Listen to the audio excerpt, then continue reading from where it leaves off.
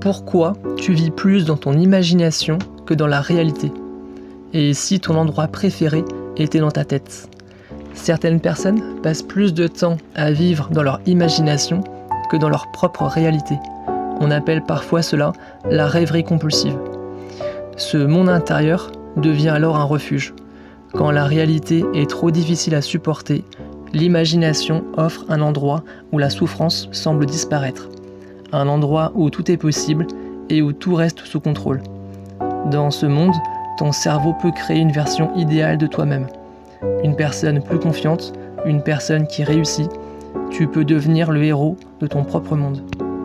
Mais parfois, ton cerveau va encore plus loin. Il peut te donner la sensation d'avoir déjà accompli quelque chose avant même que tu aies commencé. Tu imagines ton projet terminé, tu imagines le moment où tu réussis, tu ressens presque la fierté d'y être arrivé, alors que rien n'a encore été construit dans la réalité. Comme s'il t'offrait la récompense émotionnelle de l'objectif sans avoir encore parcouru le chemin pour l'atteindre. Il existe un piège.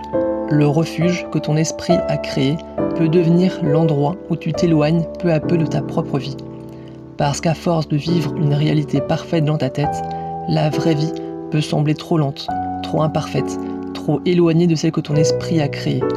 Et parfois, la souffrance ne vient pas seulement de ce que tu vis, mais de la distance entre ce que tu imagines et ce qui existe vraiment.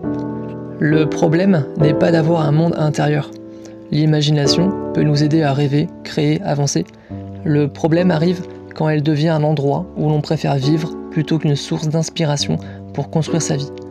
Le rêve peut être le début d'un chemin, mais il devient un piège quand il devient la destination. Finalement, le plus grand danger d'un monde imaginaire, ce n'est pas d'y entrer, c'est d'oublier d'en sortir.